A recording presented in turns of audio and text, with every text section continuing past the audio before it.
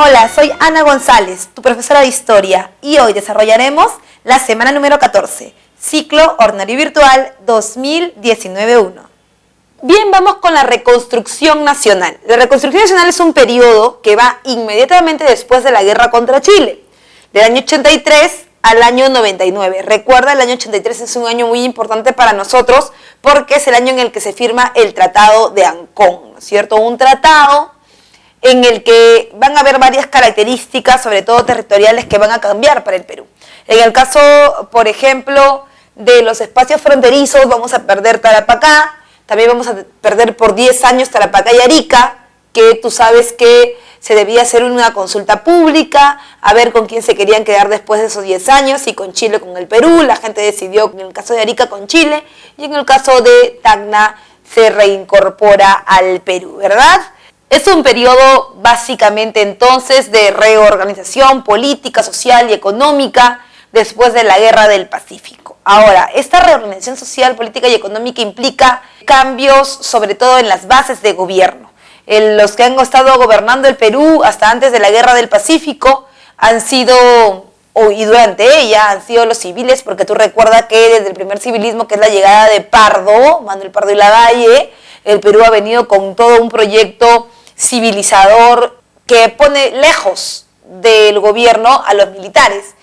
Luego estalla la guerra, Prado va a acelerar la compra de armas a Europa, y aquí el golpe de Estado no está dado por un militar, sino está dado por un civil, que es Pierola, que está apoyado por el Partido Civil.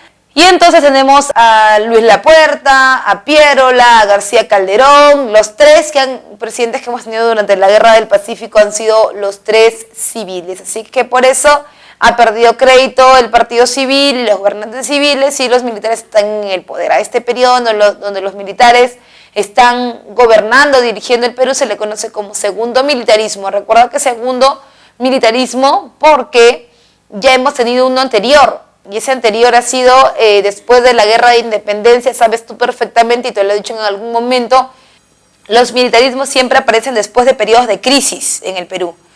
En algunos casos ocasionados por la guerra, en algunos ocasionados por agentes económicos exteriores como el crack del 29. Entonces, el primer militarismo después de la Guerra de Independencia, el segundo militarismo después de la guerra contra Chile, y el tercer militarismo después del crack del 29, que consigue la caída del gobierno de Leguía.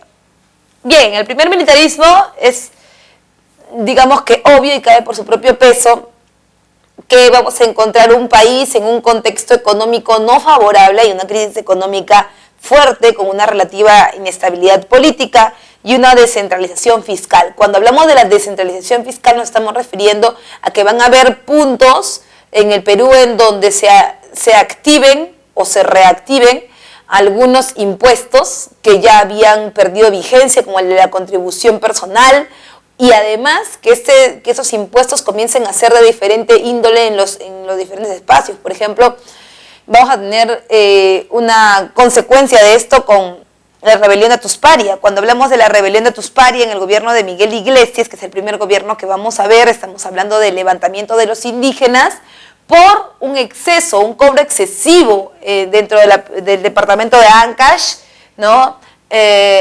Hacia los indígenas. Y esto vamos a tocarlo en profundidad en unos minutos. Mira, en general en el gobierno de Miguel Iglesias se hacen varias reaperturas. La gente siempre pregunta, profesora, ¿pero por qué estamos frente al gobierno de Miguel Iglesias? ¿Quién ha sido este pata? ¿Qué ha pasado para que él llegue al gobierno después de la Guerra del Pacífico? Bien, Miguel Iglesias se ha hecho, digamos que conocido, porque se ha enfrentado directamente con Cáceres en la campaña de La Breña, en la última batalla que es Huamachuco. Él le ha entregado, es decir, Iglesias le ha entregado un ejército aclimatado de chilenos, de peruanos a los chilenos, o sea, de indígenas peruanos a los chilenos.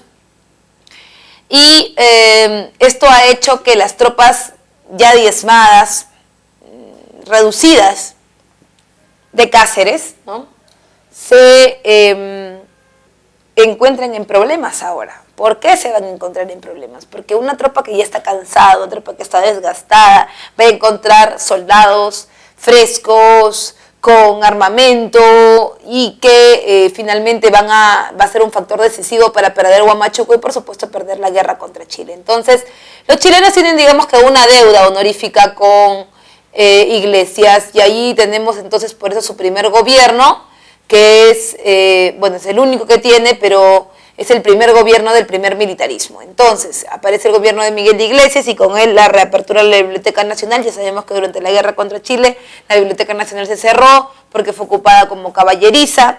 Luego la reapertura de la Universidad de San Marcos. La profesora, ¿pero por qué cerraron San Marcos? Porque San Marcos desde siempre ha sido un espacio en donde los alumnos han empezado a generar movimientos políticos que podían afectar en la mayor parte de los casos negativamente a los gobiernos. Así es que para evitar levantamientos, para evitar protestas desde la Universidad de San Marcos hacia afuera, entonces se cerró la universidad, que estamos hablando obviamente de la casona, ¿no? de nuestro local emblemático. Bien, también como les comentaba, la reapertura de la Universidad de San Marcos, que siempre había sido como una piedra en el zapato para todos, y no era el momento en la Guerra del Pacífico, cuando o después de ella, cuando los chilenos ocupan Lima, de mantener abierta la universidad, porque lo más probable era que desde allí comenzaran las propagandas panfletarias o que avanzaran los ataques políticos, y eso es algo que después de una guerra los chilenos, desgastados políticamente como estaban, no iban a permitir. Ahora, lo otro es la imposición de la contribución indígena y la rebelión de Tusparia. Como te lo he dicho siempre, cuando hablamos de la imposición del tributo indígena, estamos frente básicamente a un impuesto exclusivo de indígenas.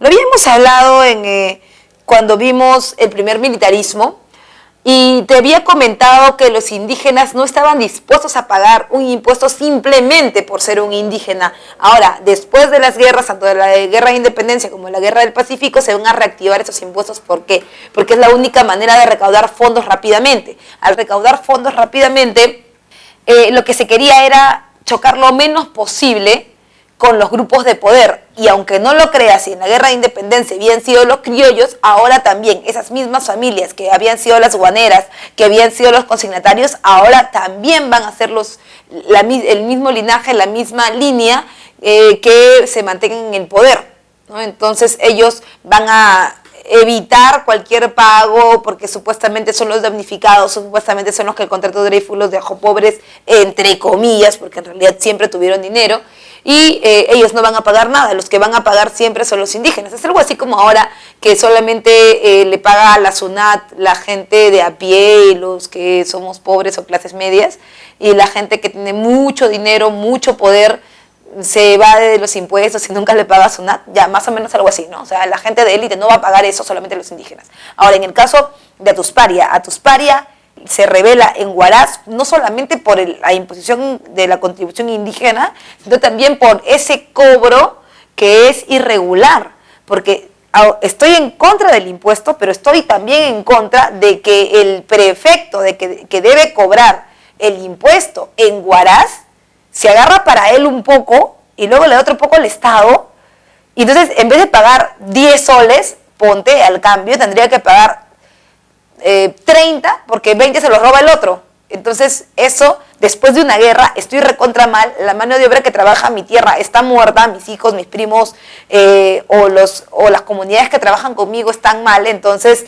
¿de dónde voy a sacar el dinero? El Estado presiona, y yo tengo, lo único que me queda es pagar, pero también podría protestar, y es lo que le pasa a Tusparia, ¿no? Que finalmente es, digamos que, para resumir su levantamiento, finalmente es diezmado por el ejército, que en ese momento está acompañando a Iglesias, y termina, digamos que su protesta sin mayor problema, o sea, con más pena que gloria, porque finalmente el Estado lo reprime y se acabó. Ahora,